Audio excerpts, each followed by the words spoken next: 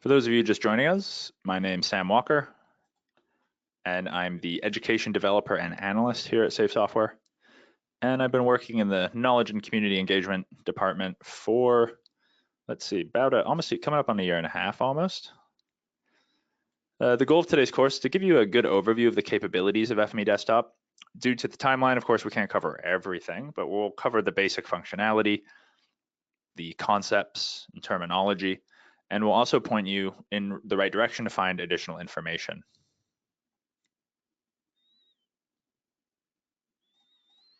The course is made up of 5 sections. We'll cover 1 section each day. Today we'll be looking at data translation basics. You can see these on the sidebar of the manual here. So today we're going to be doing data translation basics. Tomorrow we'll take a look at data transformation. Wednesday will be workspace design. Thursday will be practical transformer use. And on Friday, you'll see me back again to deliver some training on best practice. Each section takes about 2 hours, sometimes 2.5 hours to complete. It'll be a mix of lecture and demonstrations, and then you'll also be doing some hands-on exercises. Most of the sections also have a final exercise you can do at the end of each session, where I will stop talking and I won't walk through the whole thing, but myself and Liz will remain online and can help you with any other questions you might have. That's usually from 11:30 to noon, depending on how the timing for the day goes. We will try to take a 10-minute break every hour or so. If you do notice I've gone over the break time, please start sending me some messages. Sometimes I get a little carried away and I forget. And we'll start tomorrow at the same time and the rest of the week at the same time, starting at 9 a.m. Pacific each day. Again, if you have any questions, do please ask us a question in the questions panel.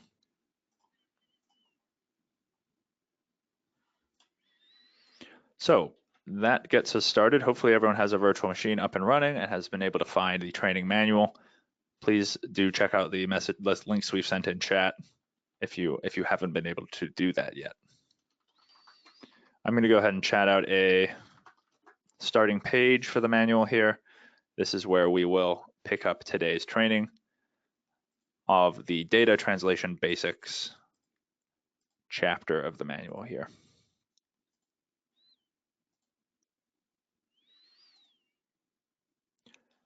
FME really is, at its heart, a data translation tool. That's what most people are interested in learning about, why they come to FME.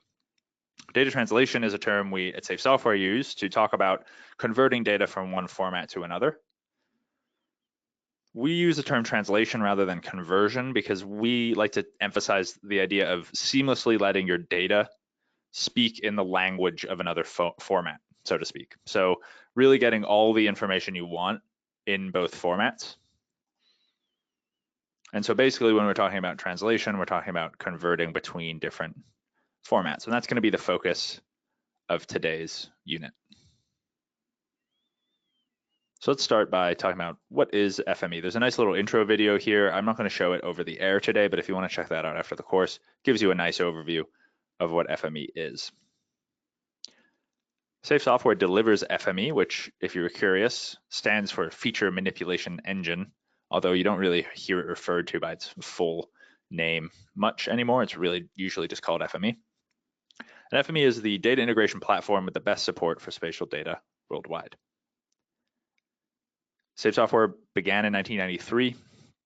Back then here in British Columbia, forestry companies and the provincial government were trying to exchange map formats, but they had different or map files, I should say, but they were using different formats.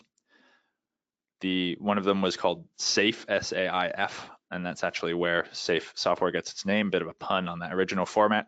And Safe Software was created just to help these two organizations or these organizations exchange data by allowing them to convert or translate their formats back and forth. And then we've just grown since then, adding more and more formats and expanding what's possible with FME.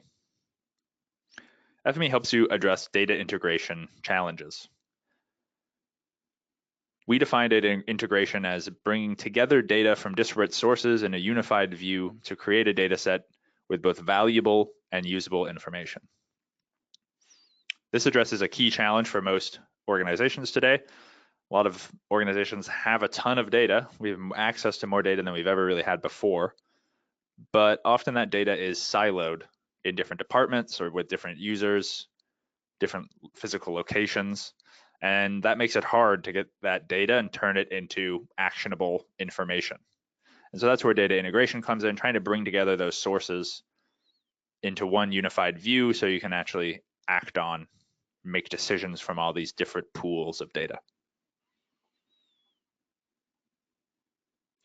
FME accomplishes data integration by reading in data from multiple formats. So in a sort of simplified view of the workflows we'll be building today, you would read in data A and B, and these could be whatever formats we support. You can optionally use transformers to change the data in some way, to restructure it, create new calculated values, change the geometry, and then we write it out to any output location you desire in any of the formats we support.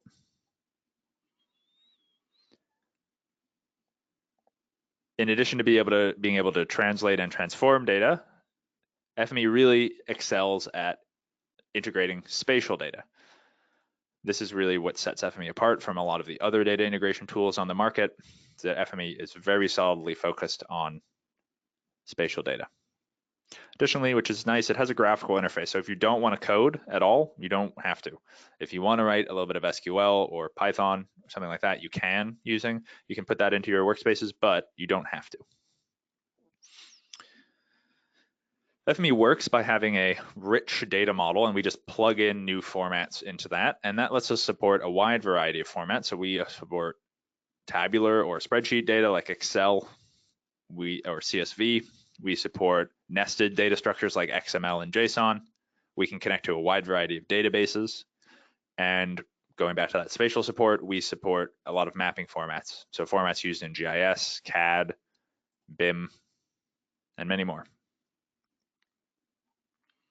Because we use such a wide variety of formats, you do find we have customers in a lot of different areas, but some of our biggest customers are from the following industries: architecture, engineering and construction, energy, federal and local governments, telecommunications, and utilities.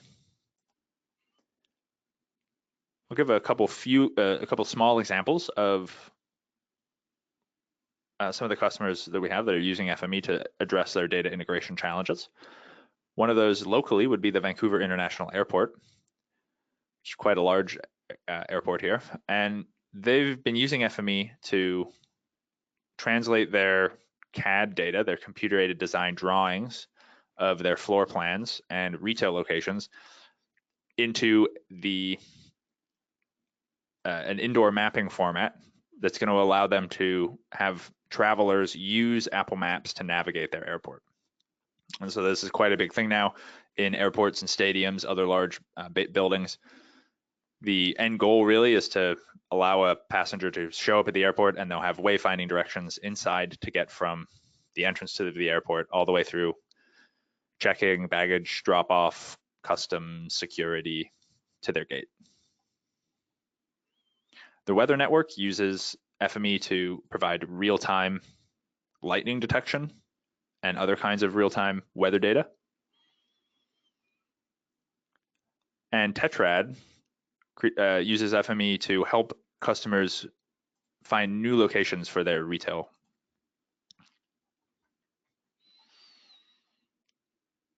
Today, we're going to be talking about FME Desktop. That's the sort of heart of the FME data integration platform, where you connect and transform data and you build local workflows to do so. But the data integration platform is larger than just desktop. Once you've built your workspaces in desktop, you can put them onto FME server, and this lets you automate your workflow. So you can do things like run a job when you receive an email, or watch a directory and whenever a file is updated, run a job. All sorts of ways to automate. You can run things on schedules. And then we also offer FME Cloud, which lets you automate workflows in the cloud. So this is just an instance of FME server that is running on Amazon, and we will do all the hosting for you. So that's a bit of an overview of what FME is and how it works. Let's jump into exercise 1 here. and take a look at FME Workbench. I'll be trying to send out a link to all the exercises once we get to them in case anyone falls behind. So I just sent one out now. Each exercise has a little table at the top where we give you a bit of a summary of what we'll be doing. You can additionally see a file path to a starting workspace. That's what I was showing earlier. If you ever get behind or want to see the answer to a exercise, you can just go to this file path and open up the workspace. So the starting one, of course, is before the exercise has been completed. It will kind of catch you up to this point, and then the end workspace would show you the end result of the exercise. If you modify it, in this case, we don't actually modify anything, so there isn't an ending workspace. So what we're going to do here in this first exercise is we're going to open up FME Workbench and look at a workflow to integrate and transform data to take spatial data and from that generate an HTML report summarizing some information about libraries in Vancouver, BC. And you'll see it's going to sort of highlight some of the strengths of FME and that we're working with both spatial and attribute data and a couple different formats. So first step, let's open up our workspace. You save what we call a workspace, the definition of your data integration workflow. You save that in a .fmw file. So let's go ahead and find that. Open up your File Explorer. You can click this icon down here in the taskbar to do so. And then you're going to click on this PC, C drive, FME Data 2019, Workspaces, Desktop Basic, and you're looking for this first file up here, Basics Exercise 1 Begin. Once you've found that, go ahead and double click it. You will probably get prompted of how you want to open this file. You're going to want to use FME Workbench 2019.0, which should be the default, but if you're working on your own machine, make sure you pay attention here and get the right version of Workbench. And additionally, since we'll be doing this all week, you might also want to check this box to always use Workbench to open these files. Once you've done that, click OK. You should see a little splash screen in a moment with our FME Lizard mascot. And that might take a little longer on your machine. The first time you open up Workbench, it has to check your license. So it's going to do that briefly. And then after a little bit of time, you should see a view that looks something like this, which is going to be the workspace we'll be using. I'm going to actually split my screen here because I'm just working on one monitor for everyone to look at. If you have two monitors or anything, you might not need to do this, but if you have limited screen real estate, this will be a good idea. What I like to do is I put my workbench on the left side of my screen. So to do that, I click and drag from the top of the window like that. Drag over to the left until I see this drop shadow rectangle. And then I let go to dock it on the left. And then I'm going to dock my browser with my manual on the right-hand side of my screen by clicking it. This just lets us view both at the same time. Additionally, I like to hide the menu for the manual once I've done this by clicking this menu button up here. There we go. Now we can see everything we need. So when FME Workbench opens up, you might also be prompted to view this Workbench Essentials tutorial. You might just want to skip that. You can just click the X to close it. And then you should see a workspace that looks something like this. This part in the middle here is, again, what we call the canvas. This is where you're defining the translation and transformation graphically. Although this might look a little complicated, by the end of this week, you could probably be pretty close to creating workflows like this. So don't get too intimidated. We'll go through it step by step and show you what's going on here. So whenever you're looking at a workspace, best thing to do is look from left to right. As I mentioned earlier, we read in the data on the left-hand side of our workspace. So this is the data we're reading in. We're reading in an AutoCAD file of a road network, and you can see we've got different kinds of roads. So this will be spatial data, it's CAD drawings. And then we're also reading in a geodatabase, an Esri geodatabase of a community mapping data set. And here we're just reading a single table from that geodatabase, which is called libraries and has spatial locations and information about the libraries in Vancouver. We'll skip the middle for the moment and we'll just scroll over to the right-hand side and you'll see the last section here is, it says we're going to sort, layout, and write HTML. And you can see we've got a little HTML writer there. That's where we're going to write out the end results of the workspace, and it's going to be writing out an HTML page. In between, this is where we're modifying the data. And so remember those blue objects, these are called transformers. These are going to change our data in some way. So you can see we also have labeled each of these. This is called annotation. We're explaining what each section is doing. Generally, what's happening here is we're reading in the roads and libraries. We're calculating the shortest route between all of the libraries along the road network. We are creating circles relative to each library's book circulation. So kind of proportional symbol there. At the end here, we're creating an HTML report and an HTML map of the libraries. And we're writing the data to HTML and also to Esri shapefile. So let's go ahead and run this workspace. Before doing so, we do want to change one option that's on by default. So to do that, let's go up to this green play button up here. You'll use this a lot. This is the run button. Once you've set up a workspace in FME, you have to run it. We don't want to run it quite yet because we want to change one option. So click this little drop down arrow next to run to get this menu. And you want to uncheck prompt for user parameters. So just click that to uncheck it. That's just an option that basically lets you control how the workspace runs a little bit. We don't need to do that for today's course. Now you can hit that drop down again, make sure this isn't checked, and once you see that it is not, you can click run. So once you do that, you'll see this translation log window appear. This is going to be logging basically everything that the translation is doing. And if you look at your canvas now, you'll see these numbers have appeared along these lines. These are feature counts. They represent the number of features moving through the workspace. You should also see at the bottom of your translation log, the last message hopefully says translation was successful. If it doesn't, there's probably something going on with your setup. You should let us know in the questions panel. Now that we've run that, let's go ahead and take a look at the output. To do that, go and find this object labeled HTML. That's it. It should be on the far right-hand side of your canvas. It's sort of a yellow-orange color. Click it once to select it. You should see this blue sort of halo around it once it's selected. And then that you'll see some tooltip options appear, some icons. You want to find this one that looks like an open folder with a little database icon. And you want to click that to open the containing folder. So this just opens the folder where we wrote out our data.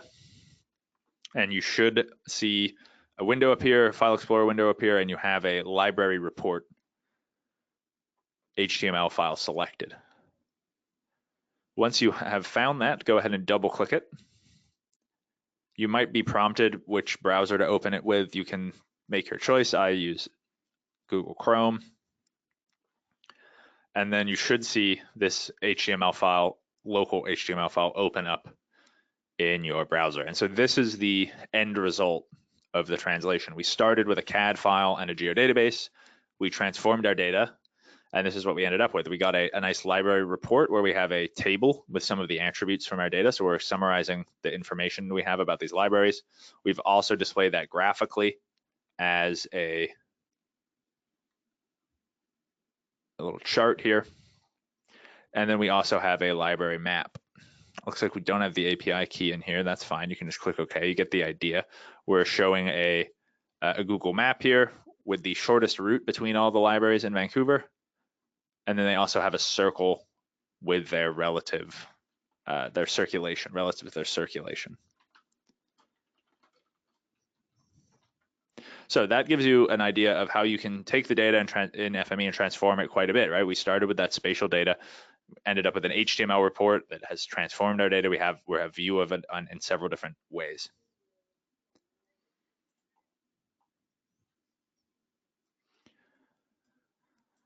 Oh, I just closed that, but actually you should probably just keep it open because you're going to need it in a moment. So keep that open. And then let's go back to the exercise. That's pretty much it. We have a little congratulations box at the bottom. This will summarize everything we learned. So we learned how to open an FME workspace, run it, and locate the output.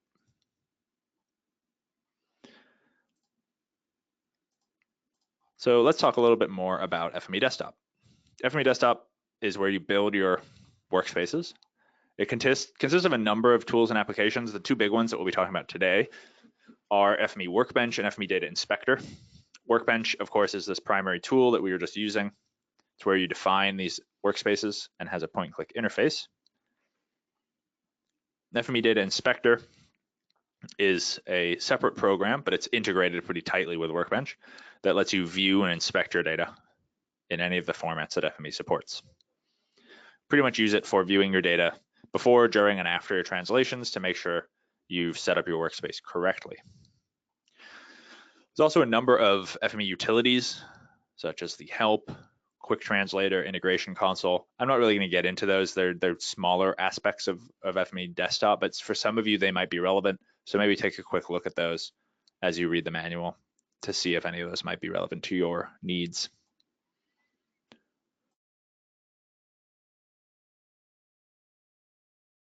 Let's take a bit of a closer look at Workbench here. If you need to open Workbench directly rather than through opening a file as we just did, you can find it in the Windows Start menu, FME Desktop 2019.0, FME Workbench 2019.0. So that's where you can find that if you need to just launch Workbench itself. It should also be in your taskbar down here. Here's the FME Lizard. Here's our mascot. The FME Lizard will show up every now and then in the course to give you some tips and tricks. I'm not really going to usually stop and read them unless they're especially relevant, but they might be worth reviewing after the course for a little extra information. FME Workbench has many components and windows, so I'm just going to quickly show you those right now. So most basic, of course, like most Windows programs, we've got a menu bar and a toolbar that have the most commonly used sort of tools or procedures. We've got the canvas where you add objects and build your workspace. All of the objects you add on your canvas are also shown in your navigator. And that's this window up here. This contains more of an outline view rather than a graphical view of your workspace. So you'll have things like readers and writers, transformers. This also has some other extra sections such as workspace parameters where you can set sort of metadata and other information about your workspace.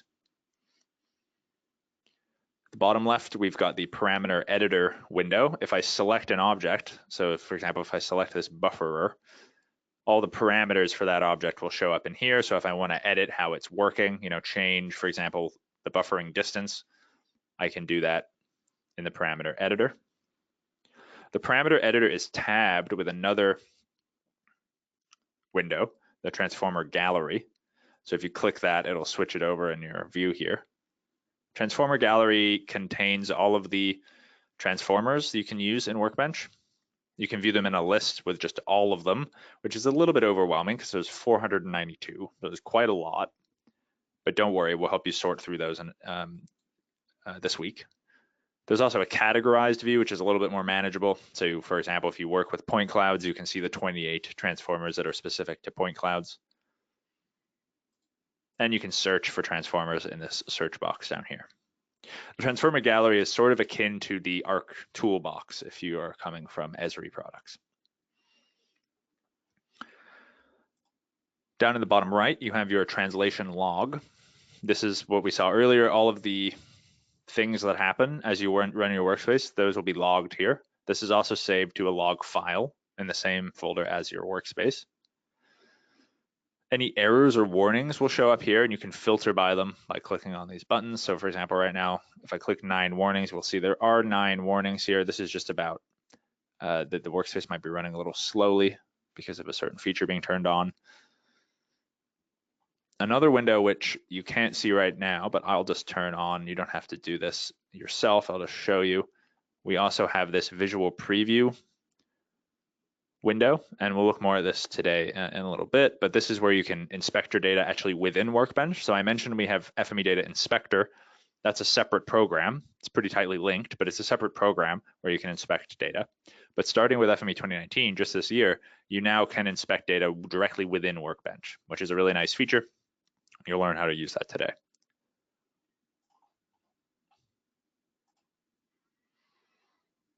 You can move around these windows in Workbench if you don't like their default location. So for example, here's the navigator. Maybe I don't like it being up there. I can click where it says navigator, that bar there. I can click and drag.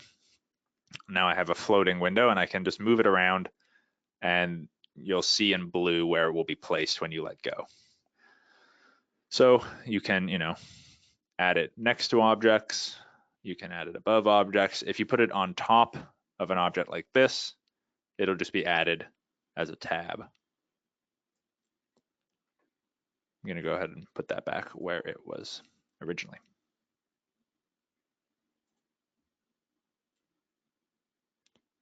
So that's Workbench in general, the different windows.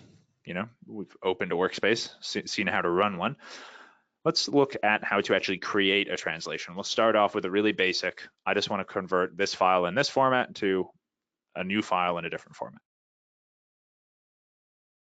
So to do that, the easiest way is with the Generate Workspace dialog. And again, during these demo portions, I'm going to be doing things in Workbench. You don't necessarily have to be following along yourself. You can just watch. We'll go through and do this together in the next exercise. I'm going to close my main tab here, which contains the workspace. Don't need to use that right now. This is the window you'll see when you first open Workbench. It's called the Start tab. And it gives you some nice big buttons for the 3 ways to start a workspace: to start a new completely blank one, to open an existing one, or to do what we're going to show now, which is generate a workspace. And this is basically like a wizard sort of to get you started to quickly make a basic workspace. So if I click generate workspace, I get this dialog. And what we have to do here is we have to define a reader, which is going to have a particular format and point to an existing data set. And then we can define a writer, which is going to be the format that we want, and the file path where we want to write the data to. Red coloring in any FME dialog indicates a mandatory field, so you do definitely have to specify the format. All format selections in FME are drop-down and text entry. So I could hit this drop-down button here and see some of the most commonly used formats. So we've got things like Microsoft Excel, PostGIS database, JSON, MapInfo tab, right? So those are some commonly used formats. You can also type. So if I wanted to, for example, add a CSV file, I could type in CSV, and there would it would search the list and that would appear. You can also click more formats to view the reader gallery. So this contains all the formats that are supported for reading in FME Desktop. As you can see, there are quite a lot.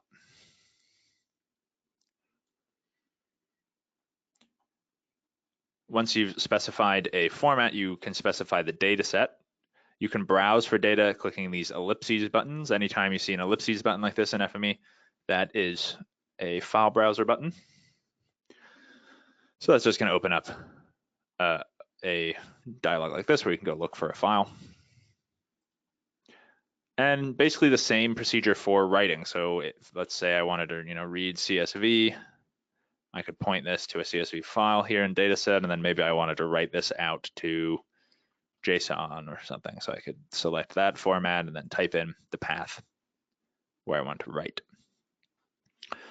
One thing to note is after clicking OK here, your workspace will be generated, so it'll get you started. However, sometimes there's one additional step, which is if your source dataset contains multiple feature types, you'll be prompted to select which ones you want. Remember, I mentioned feature types earlier when I was going over the jargon. This is basically the idea of a grouping of data in the underlying dataset. So it could be, if you're reading tabular or spreadsheet data, it could be a table. If you're reading spatial data, it'll usually be a layer. And so when this dialog appears, you can just use checkboxes to indicate what you want to read in. you might not want to use every single layer or every single table. And so you can pick which ones you want to add. The new workspace will be generated, and you'll have your what we call reader feature types. The feature types that are being read will show up on the left, and they'll automatically be basically mirrored to writer feature types on the right. And you can see these arrows are denoting which way the data is flowing. By default, Generate Workspace is just going to try to do its best to create an exact replica of your existing data in the new format. But the nice thing about FME is it'll automatically take care of things like, for example, your attribute names. Maybe they can't be lowercase, or they have to be lowercase, or they can't have spaces, or they have to be a certain number of characters long, or they can't contain real 64 integers, whatever. FME will just try to do its best to approximate the existing data in the new format. Once you've defined a translation, you can save it by clicking the Save button up in the top there. And again, that's going to save an FMW file. That only contains the definition of how to interact with the data, how to integrate it. It won't save any of the data itself. So these FMW files are quite small. They don't contain any of the data themselves. As we saw earlier, when you have a workspace set up, you can run it by hitting the Run button. And you have some options for running in this dropdown, some of which we'll look at in the course today. Once a workspace is run, you'll see the results in the log window. It's a quick way to just test if your workspace worked as intended. It will say the number of features you read in and the numbers of features you've written out. If you expect those to be the same, they should be, and so you can check to see if that's the case. Let's go ahead and do exercise 2, and we'll be able to take a break after that. I've been talking at you for quite a little while here. Hopefully everyone's following along. Again, if you have any questions, pop them into the questions panel, and I'll do my best to answer them as we work along. So here's exercise 2. I'll send out a link to that if you need to catch up. In this exercise, we're going to start by taking a map info tab file. So this is a, I would say, slightly older GIS format that contains some city zoning data. And we're going to write out into a GeoJSON file, which is a slightly newer specification, particularly used for web mapping. And the sort of conceit for a lot of these exercises is that you're a technical analyst at a GIS department in a municipal government, but there'll be, pretty widely applicable FME skills, even if you're not in this kind of exact field. So let's go ahead and start Workbench if you don't already have it running. Again, you can do that through the Windows Start menu, find FME Desktop 2019, and then run FME Workbench 2019. I will use the window I already have open. Make sure you click on the Start tab so you can see these 3 buttons here, and that's where we'll be beginning this exercise. Once you're there, you can press the Generate Workspace button to open up the dialog.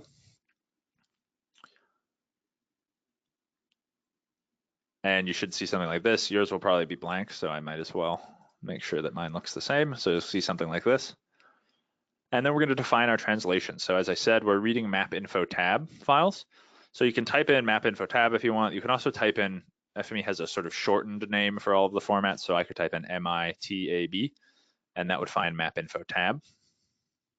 So type that in and select that by double clicking it to be your format for the reader. And then for the reader dataset, we can browse to the existing map info tab file. We can browse by clicking this ellipses button next to reader dataset. One thing to note, now that I've already selected the format, this browser is only going to be showing .tab files. That can trip some people up if they forget to set the format, so just keep that in mind. You can look for your file by clicking this PC, and then C drive, FME Data 2019, Data,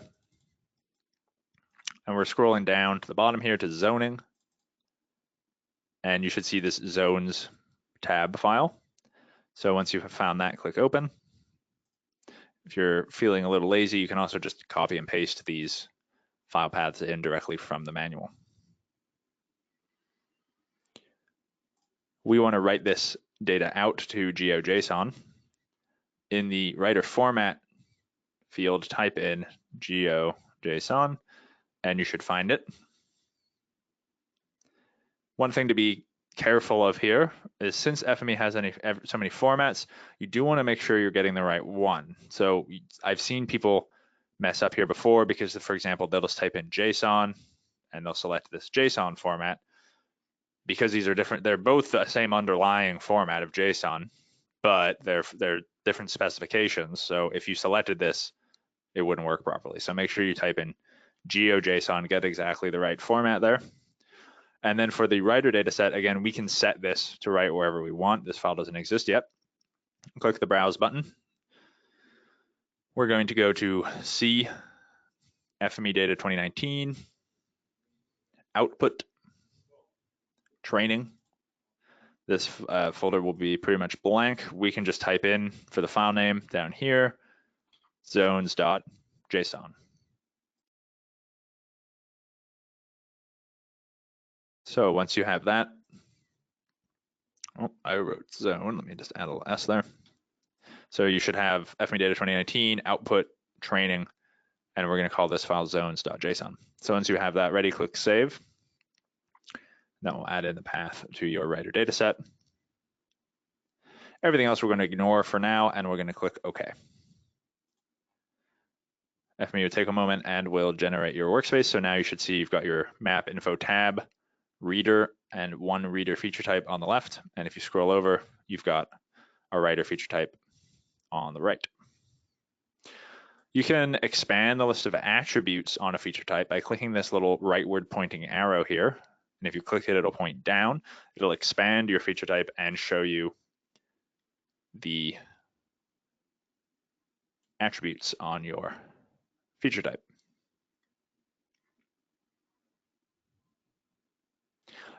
Someone just asked, which I think I'll address quickly because it's a good point for if there are GIS users in the audience, which many of our customers are. They were just wondering, how does reprojection work here for Generate Workspace? So if I go back to that Generate Workspace dialog, you can see there is a little coordinate system box here. By default, FME will just try to read the coordinate system that's saved in the file if the format supports that. So many formats will support saving the actual coordinate system in the file. FME will automatically detect it. If it doesn't, you can just type it in and pick one. We'll look at that in a little bit more detail later on in the course. If you don't do that, you might have to use, for example, a reprojector transformer. But again, yeah, we'll deal with that later, but just for a quick aside, if you're wondering how that works. So anyway, once you have a feature type generated, you can click this arrow to toggle on and off expanding it, and you'll see the attributes. So each feature has a zone name and a zone category. You can also expand and change the size of this brown rectangle here that's labeled reader feature types. This is called a bookmark. We use these to just sort of organize our workspace, to group objects together to say they sort of belong to one set. So I've just resized this to fit my expanded reader feature type, and I'm going to do the same on my writer. This is kind of more personal preference, and just keeping a tidy workspace doesn't really have much of a functional effect on the workspace, but it's important to keep them tidy. So your workspace should look something like this. You've got your expanded attributes, and you can resize the bookmarks if you want. Let's go ahead and run this. Just do a basic translation. Go ahead up to top left of your Workbench window and click Run. You should see your translation log report some things. You'll see 416 features were translated, and you should see a translation was successful message.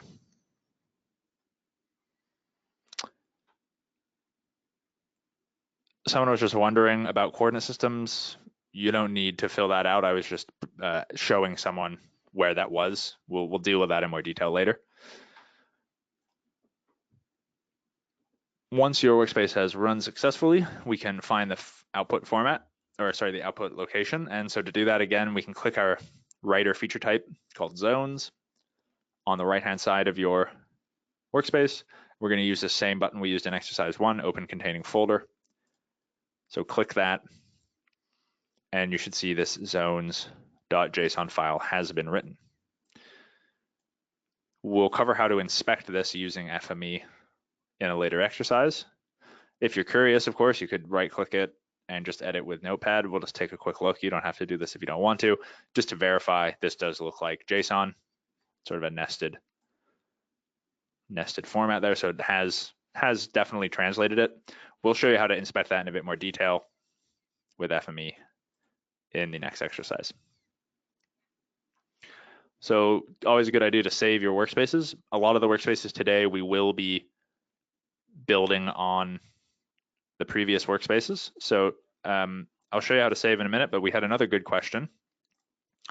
Someone was looking at this training folder and they saw their zones JSON, which they just wrote out. That's expected. Why are these other things here? That would be empty, except if you remember, we did run exercise 1.1, or I guess, sorry, exercise 1. That exercise generated these data sets here, like that library report that we just were looking at earlier. That's why those are here. We're writing out for the training. We're basically just always going to be writing all of our data to this output training folder.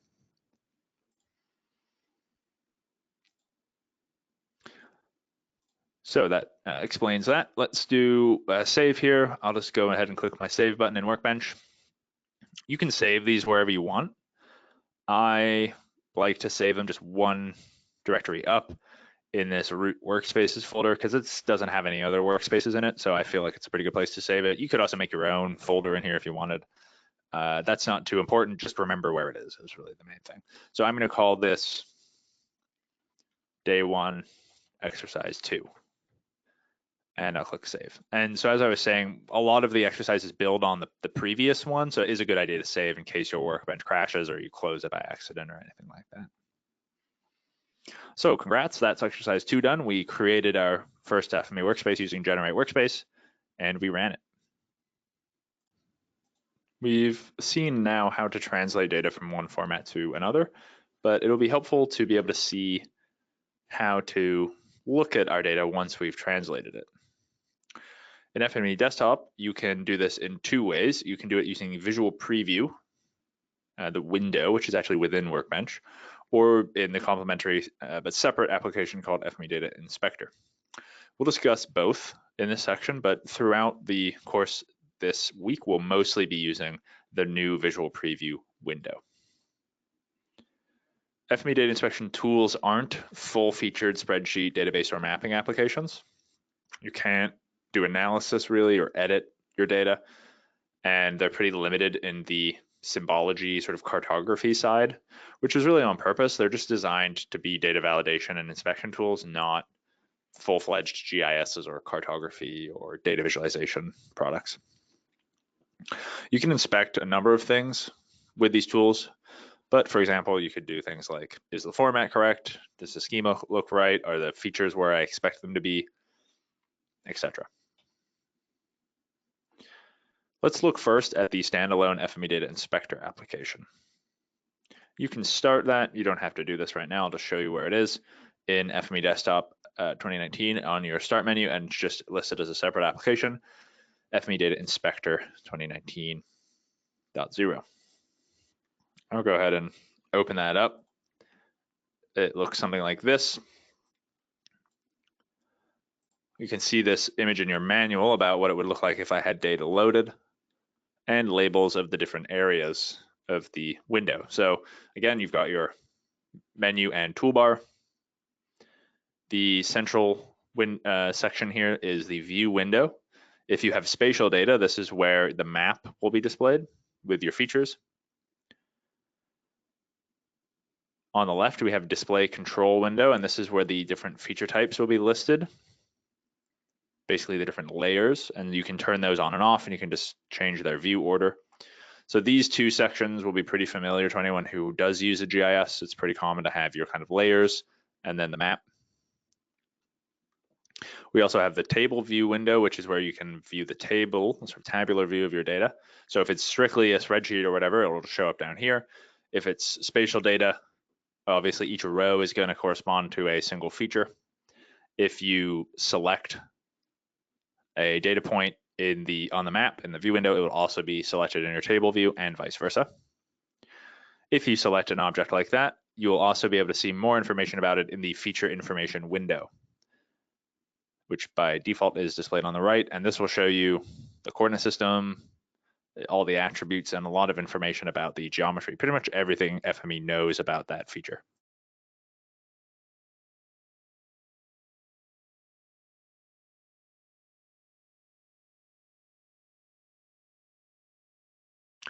These components are all going to be available in Visual Preview for the most part, and I'll show you that later on.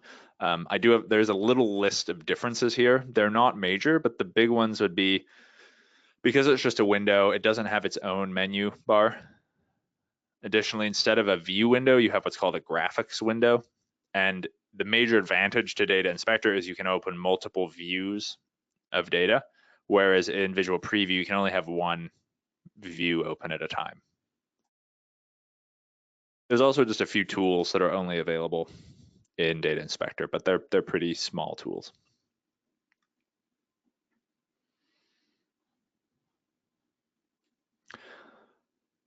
FME Data Inspector also allows you to use two methods for viewing data, which is a bit different from Visual Preview.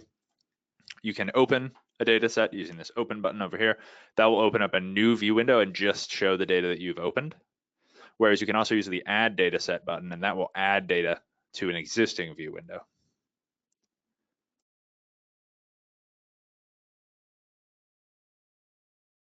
You can open data in the FME Data Inspector in several ways. So File, Open Data Set, pressing this button. You can also drag and drop files onto Data Inspector. And there's a few ways you can open data from within Workbench, open it in the inspector as well.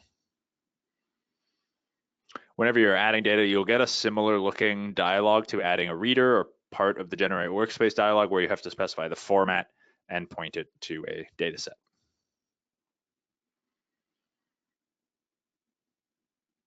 Again, once you have data displayed in a view, you can add data to it using the Add Data Set button.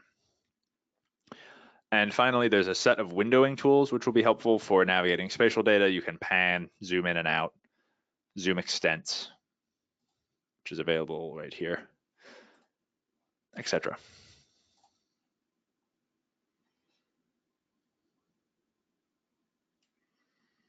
FME Data includes a couple of different inspection tools. I'll just highlight two. There's a measuring tool.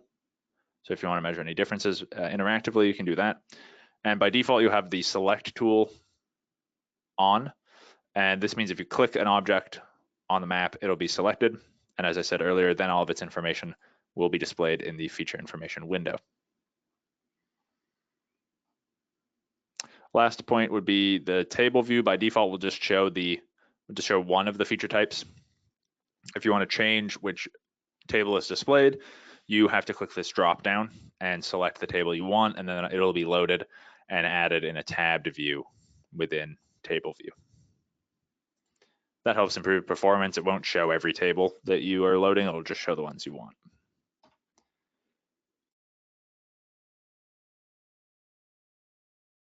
Let's go ahead and do exercise 3. I'll send out a link to that right now. In this one, we're just going to inspect the output from the previous exercise.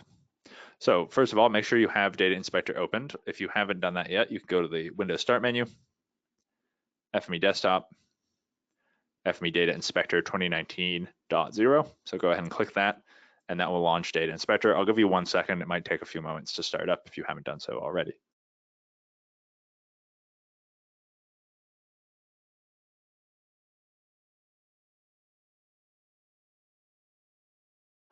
Once you have Data Inspector open, let's open a data set. You can do that by hitting the Open button on the toolbar in the top left.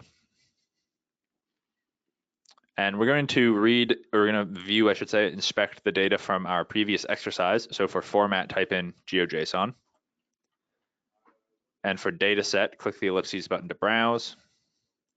And you want to go to C, FME Data 2019, Output, Training, and then zones.json.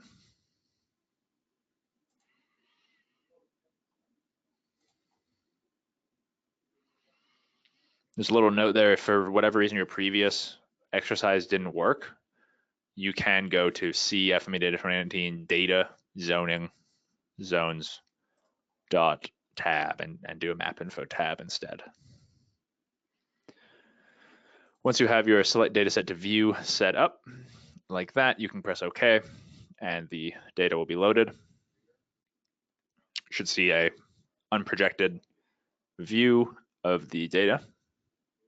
You can use the windowing tools to practice moving around if you want. So by default, it's on the select mode. So if I was to click an object, it would be selected. So that would show me its entry in the table view and also more information about it here in the feature information window. You can change to the pan tool to click and drag to pan around the map. You can change to the zoom in tool, which if you click once, will zoom in, and you can also click and drag to zoom to a region. Same with zoom out, click once to zoom out, click and drag to zoom out from that region. There's also a zoom selected if you have something selected like I do, which will zoom into that. And finally, you might need to hit this little expander arrow to make your toolbar a bit bigger. There is a zoom extents button, which will zoom you back out to the extent of your data. So that's the basics of windowing, moving around in Data Inspector. Let's add a data set to view on top of this. So remember, there's the open, that would open an entirely new view. We don't want that. In this case, we want to click add. We're going to add this on top of our existing data. So click the add data set button. For format, you can type in Google KML. Might be familiar with this format. It's used in Google Earth and Google Maps. Once you've selected Google KML, then you can go to look for your reader data set. We're looking for a file of Vancouver neighborhoods.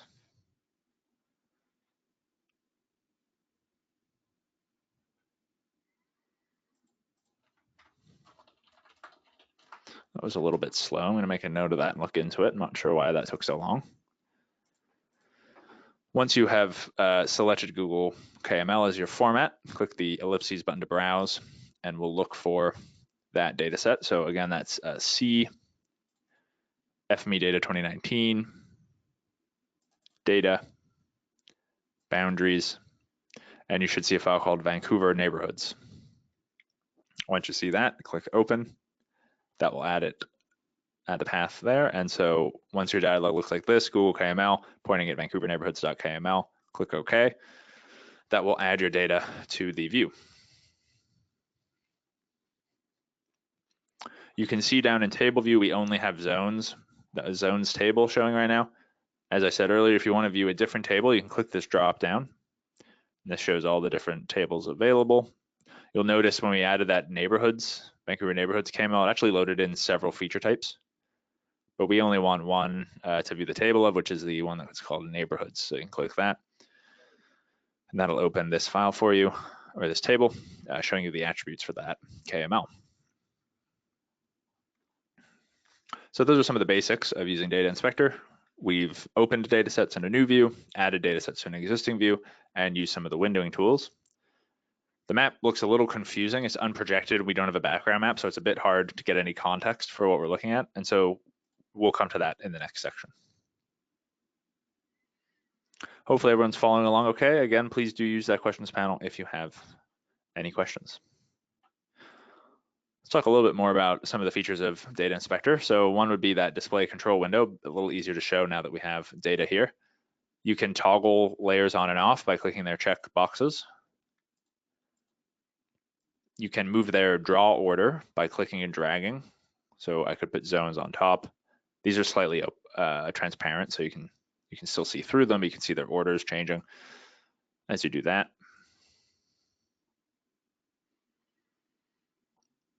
You can also see feature counts. So these blue buttons here show how many features are in each feature type. If you click them, they'll be selected as well. They are links.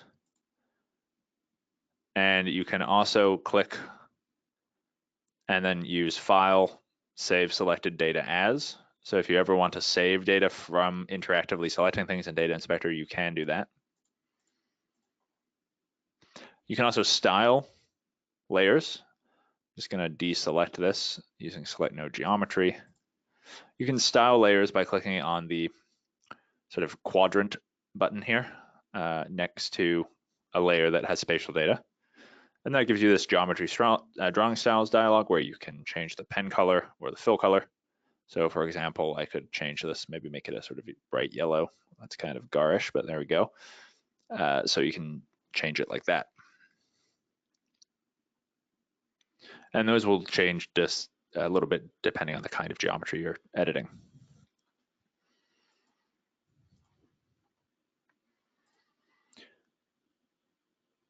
Viewing spatial data is a little bit of a fool's errand without a background map. So that's something we can add in Data Inspector. I'll just show you the dialog right now. We'll go ahead and add one together in the next exercise. But when I click Add Background Map, you can see I've got a little list here. We support several different varieties of background maps. Many of these require you to be subscribing to the service or hosting your own server.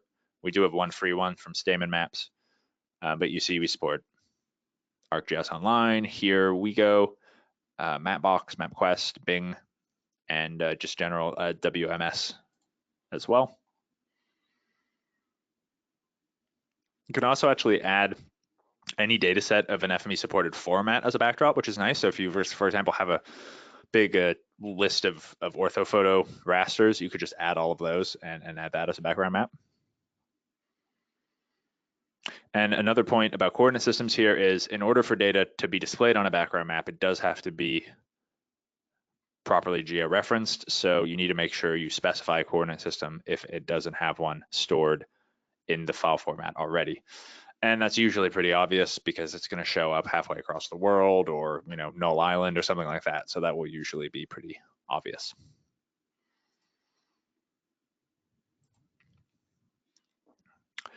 Before we get to the next exercise, there's a couple features that used to be a little bit more advanced, but now I think they're so commonly used by FME users, we like to cover them very early on.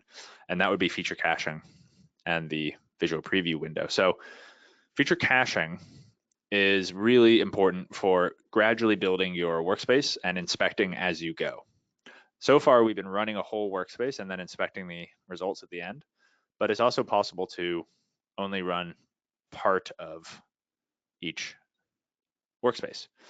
And you can do that using feature caching. When feature caching is on, it's going to generate a cache at every step of the translation, and then you can inspect the data at each step. So in this example here, all of these green icons, which you've already probably seen, these are feature caches, and if you click them, you'll inspect them in Visual Preview and take a look at, or Data Inspector, and take a look at what's going on at that stage in the translation. So this lets you look at your data as you're building the workspace to make sure you're getting the results you want.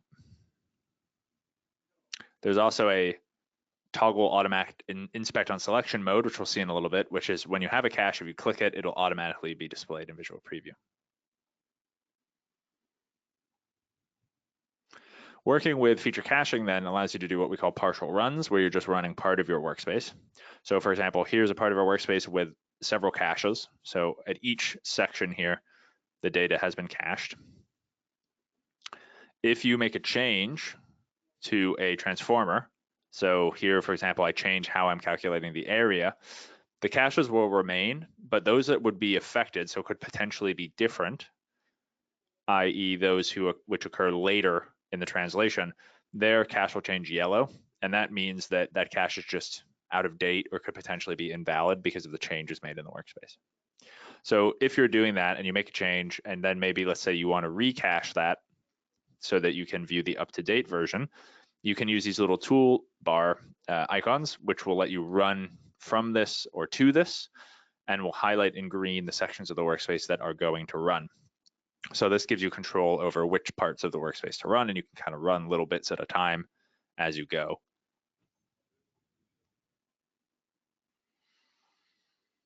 So that's feature caching and partial runs. We'll take a little bit more of a look at that throughout the day and the week.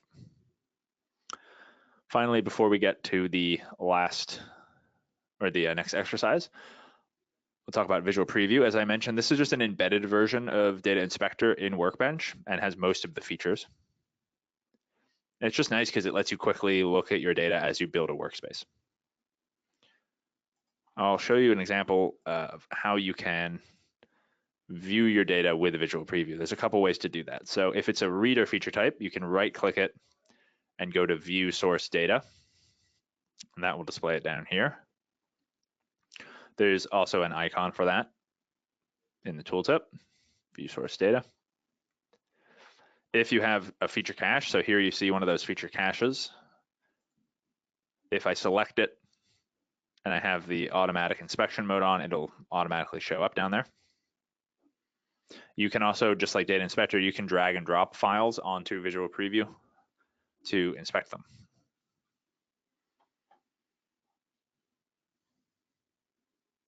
Visual Preview has similar windows to Data Inspector. You can see those over here on the left. You can control them with these toggle buttons. So I'll talk about what these buttons do. The first one is an option. This is a toggle on off.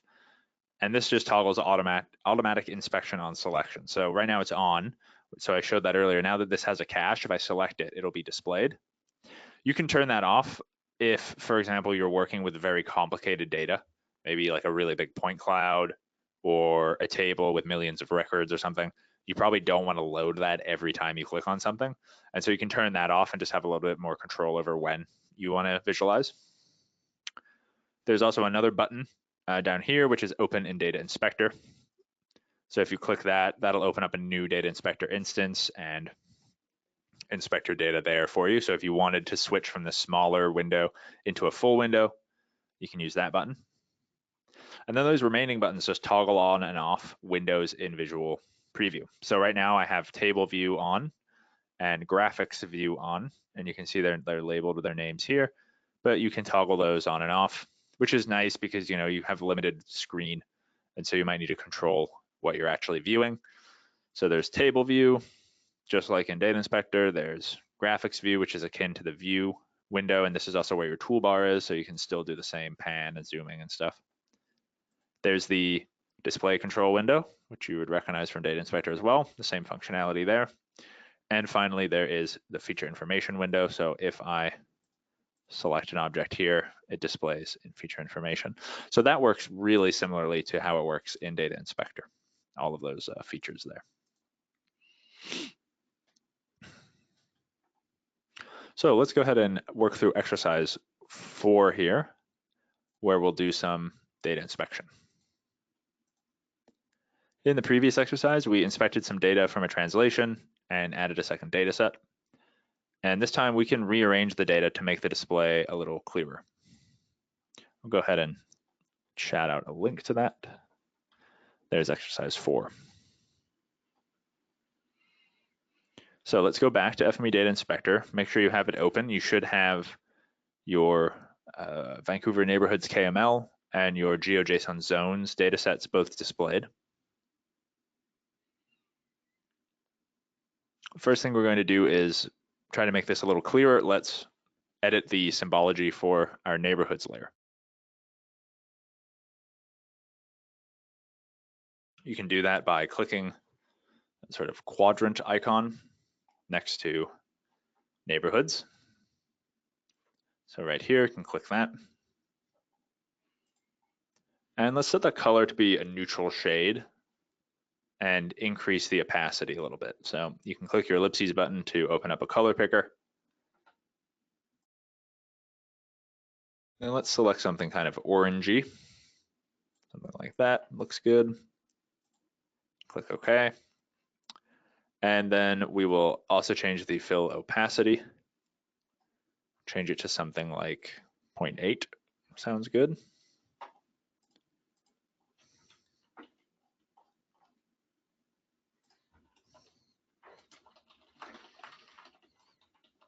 Sorry, I'm just taking one note there. Okay, great.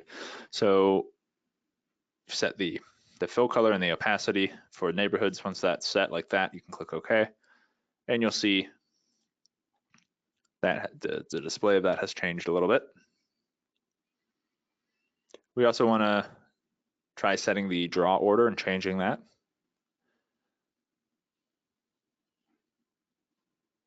We want to make sure zones is above the Vancouver Neighborhoods dataset. So you can click where it says zones GeoJSON, click and drag that up above Vancouver Neighborhoods. Now you can see more clearly the changes you just made to that draw order, and now we have zones on top.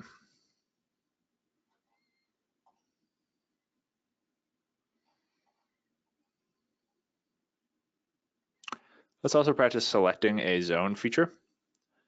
So you should have select mode engaged, click that, and then just select one of these zone features. Oh, it looks like it's selecting the neighborhoods. I'm going to turn neighborhoods off for a moment then and select a zone. So you should see, once you've done that, any of these features, you can select one, see it highlighted in the zones table. And you'll see it has a zone name and a zone category attribute. Each zone name belongs to a specific zone category, where category to name is a one-to-many relationship. But that's making our display a little harder to read because there's just a lot of zone names. So let's just get each feature to have one, merge all the features so that one feature per zone category, and that'll just make it a little easier to see. It'll sort of simplify our view. In order to do that, we have to go back to Workbench. So let's go back to FME Workbench. You should open the exercise you saved from exercise 2, or if you need to catch up or you didn't manage to do that, remember you have this Start Workspace part of the table at the top of the page. You can open that file. So you should just have the zones, reader feature type, zones, writer feature type. And we're actually going to use our first transformer here to simplify our data a little bit to make it easier to view in Data Inspector. This is something we'll cover in more detail tomorrow, but we'll just sort of do it for now. You can see the results, and then we'll talk more about what transformers actually are and how to use them in more detail later. But the first step here is to add what we're gonna add a dissolver transformer. So dissolver, this works similar to dissolve tool in ArcGIS, if any of you use that or other GISs. Basically removes boundaries between features that share a common value. So it's essentially a way of dissolving boundaries, obviously. It's a way of simplifying features to some degree by merging some of them together based on a shared attribute. So to add a dissolver, click this dark black line between your two feature types. This is called a feature connection line. It maps the reader and writer feature types together, but click that to select it. Once it's selected, you can just start to type dissolver. So you won't really see a prompt, just get it on your keyboard and start to type dissolver. And this is a feature that lets you quickly look for and add transformers. Once you type that in, you should see it appear on the list, and you can select it by double-clicking it or hitting enter to place it on your canvas. So now you should have a dissolver transformer in between your feature types. This is probably a good time to mention, especially if you're working on one screen, it's a little hard to view all this workspace at once. How can we get those objects closer together? It's pretty straightforward. You can just click and drag to move things. So let's move the dissolver a little closer to the left, to the reader feature type. And then if we go over to the end of our workspace to the right here, if you click where it says writer feature types, you can move bookmarks and they'll move everything that's contained within them. In this case, it's just one object, but it will move the bookmark and the object together. So you can click and drag where it says writer feature types and just drag that over to the left. And that just gives us a little bit easier of a workspace to work with because it's a smaller part of the screen being taken up. So we've added that dissolver. Let's click the cogwheel here, or you can double click the object to open up the parameters. So this is where you set the parameters for transformer to control what it does. Here, what we want to do is just set one parameter, which is going to be group by. We're just going to select an attribute here, and this is going to dissolve features based on this attribute. So double click where it says no attribute, no items selected, or hit this ellipses button. And we're going to select a zone category because, as I mentioned, there's fewer zone categories and zone names when we want to simplify this. So we're going to dissolve by zone category. Once zone category is selected, press OK, and then hit OK again to close the parameters dialog.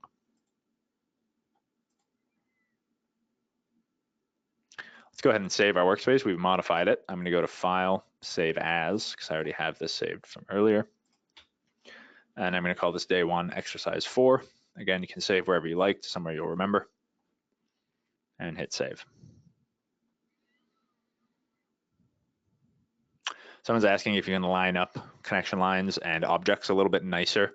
Yes, so there's several options for that. By default, you will notice there's a bit of a snap, and it might be hard to see, but there's a slight line shown that helps show you that it's snapping. So this is snapping to the top of these two objects. You can also, if you have multiple objects selected, right-click, there's an align and spread function. And finally, I believe it's under FME options, tools, FME options.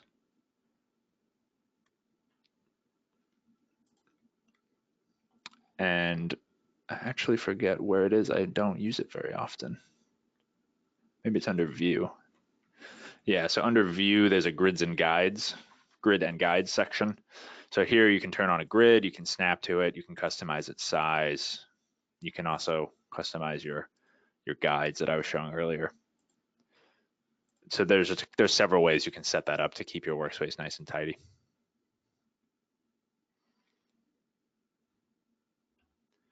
So once your workspace is saved, let's try using that feature caching and visual preview right now. To do that, click your dissolver transformer, and you'll see these tooltips appear. So hover over one of them. This is run to this. So what this will do is it'll run the workspace up into this transformer from the most recent feature cache.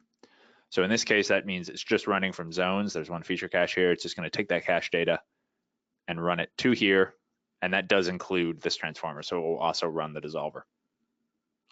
There's also the run from this, which if you mouse over that, you'll see it adds the feature type as a sort of green transformer saying, or an object saying that it's going to run that as well.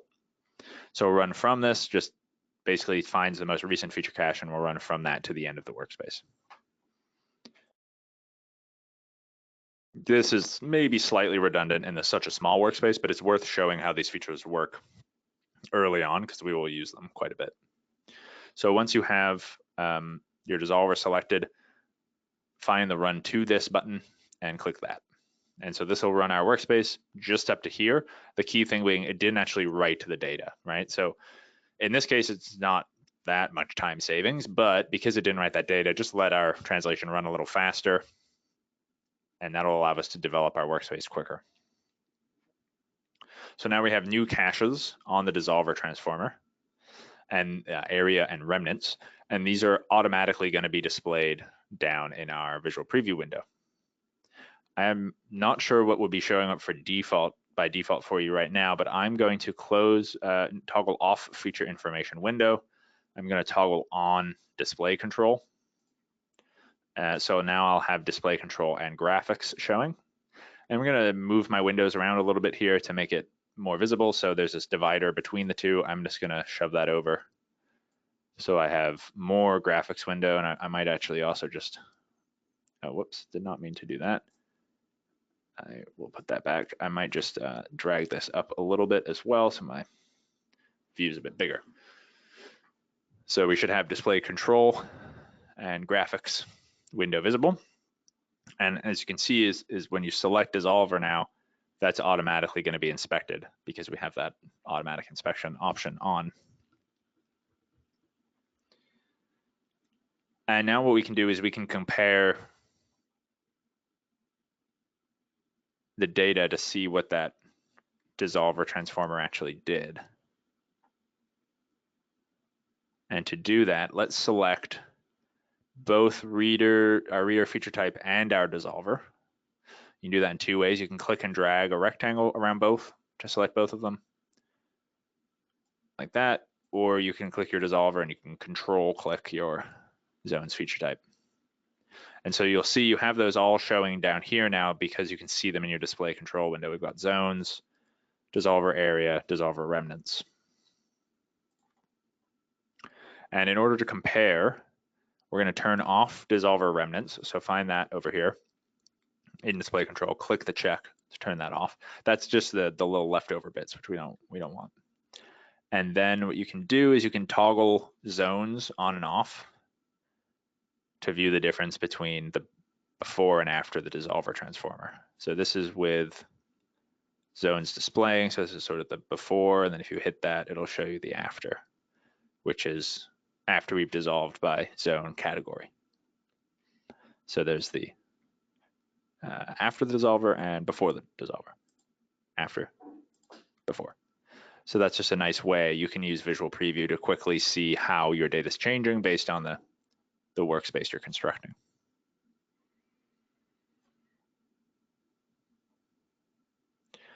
Let's make this a little easier to look at by adding a background map.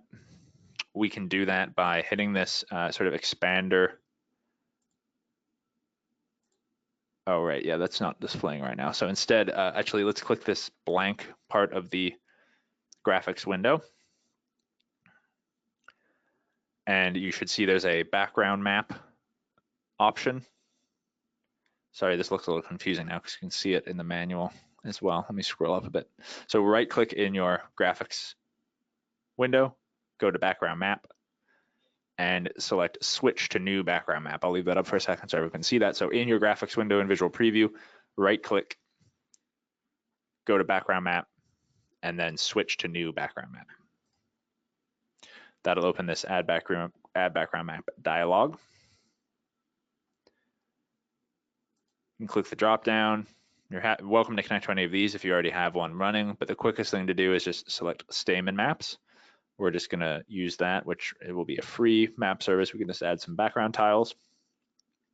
And then for map list, press that ellipses button. This will load the different available options. And you can select the terrain option there. The other ones are great. They're just a little more fanciful, and terrain is a nice default to have. So once you've selected terrain, click OK. You should have Stamen Maps, and the map list should say terrain. And then click Save. And you'll see that gets added to our display control window down here. And it's just going to take a moment to run it, read it in from the web, and then you should have a background map displaying there. And just to show you the advantages of that, I'm just going to turn zones off again so we have a nice simple view here. And you can, I'm just zooming in with the mouse wheel here, but you can see the advantage. So now it's doing things like automatically displaying the street names, and we've got a beach label, that sort of thing.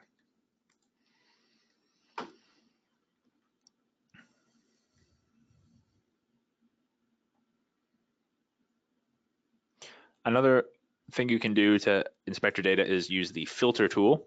This is available in Visual Preview and Data Inspector. Say, for example, we only wanted to view industrially zoned zoning districts. We can do that with the filter tool. So in the graphics window of Visual Preview, find this little right expander arrow and click that. That's just showing whatever won't fit based on the screen size. And then find filter features. There's a little filter icon or funnel. Go ahead and click that. And this opens the filter features dialog. Click enable filter. That's a good first step. We're going to turn it on. Yes, we want to filter. Click in the red left value field and type in zone and then C. Actually, on my screen, you can't see it very well, so I'm just going to make this a little bit bigger so I can actually see what we're looking at. I'll try that again. So this is, as you can see, if I type in just zone, this is searching the list of attributes that are available. We want zone category, so select that. And then for operator, we have a number of options. So equals, not equal to, greater than, less than, some regex, attribute things. There's quite a lot of options there. We want to keep it at just the default of equals. And then for right value, we're just going to type in a string, which is industrial.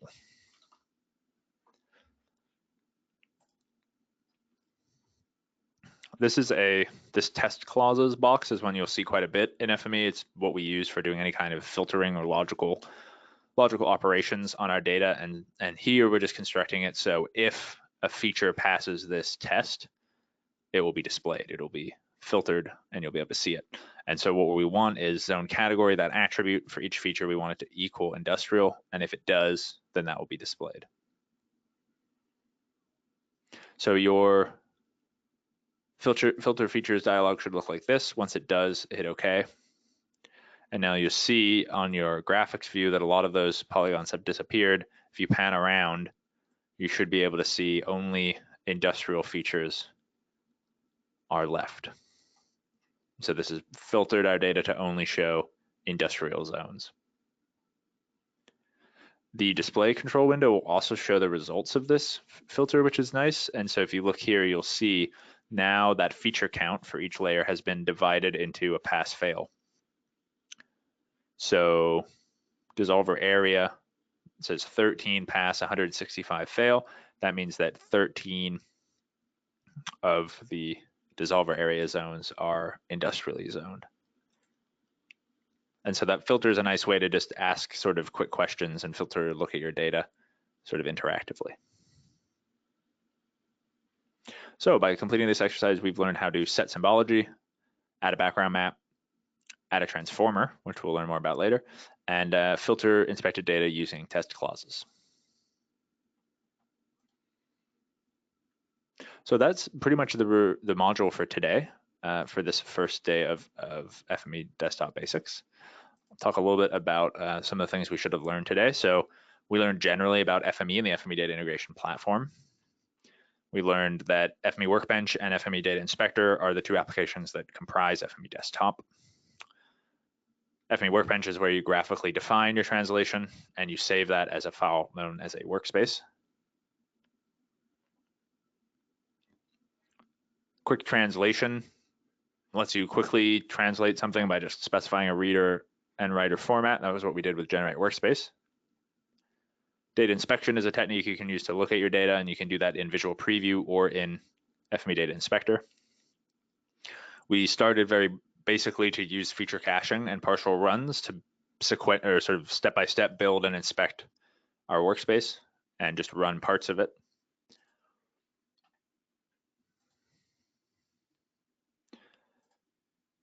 It is 10:52 right now. I'm going to give everyone 5 minutes to try to complete this data translation basics quiz. It has several questions, which are a bit of a review. So some of these are going to correspond to the exercises we did. You might have to go back and look at your results. Okay, hopefully everyone had a chance to try out that quiz. Again, just for review's sake, I'll just quickly go through, since there's only a few answers, and show what we were looking for there. So for exercise 1, you should have found the central branch had the most, the highest circulation. And that's just sort of showing this is how you can go and inspect the results by opening up that HTML file. For Generate Workspace, you have to define both a reader and writer format. Those are required. The Visual Preview and FME Data Inspector aren't fully functional spatial data analysis and cartography tools. They're really just for inspection and filtering. Feature caching is good for when you have a large data set that you're reading, especially if it's a web data set, and if you want to use partial runs. Those are all good reasons. The reason why it's good when it's large is because you want to read that in just once. You don't want to have to reread that data every time you wish to run your workspace. In the Generate Workspace dialog, this was something that I mentioned, that if you're looking and you don't see the source data that you are looking for, it could be that you're filtering to look for a different file format if you had that file format selected. Another case, which I've seen trip up people before, is Workbench sometimes will guess the wrong format for your data. I don't know if I actually showed that, for example, if I add a reader here, if you leave format blank, it says guess from dataset, and so then it will, whatever format you put in here, whatever file you put in here, it will guess based on the file extension. So here it successfully guessed that this was mapinfo tab, but for example, if I go back to our output and tell it to read in that GeoJSON file, whoops, I have to do guess from format. So if I select that JSON file, it will probably get it wrong. and I'll show you why.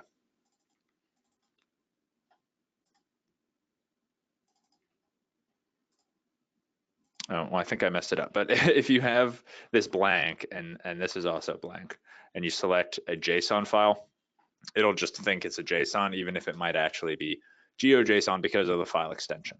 So that's just something to keep in mind.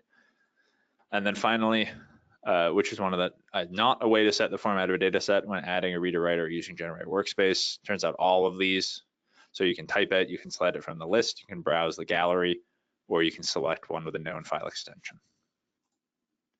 And I just chatted out a link to exercise 5.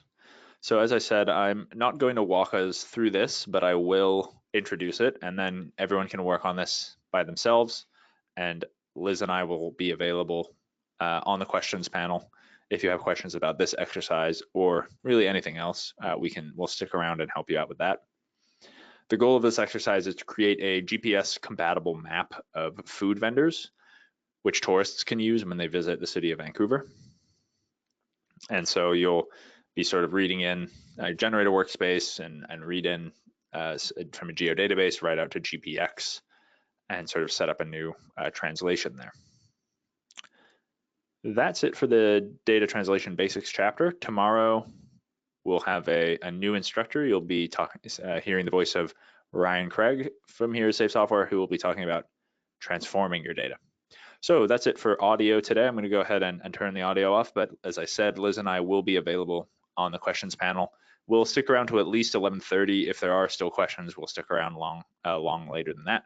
But go ahead and try exercise 5, and we will see you tomorrow at 9 a.m. Pacific. Thanks a lot.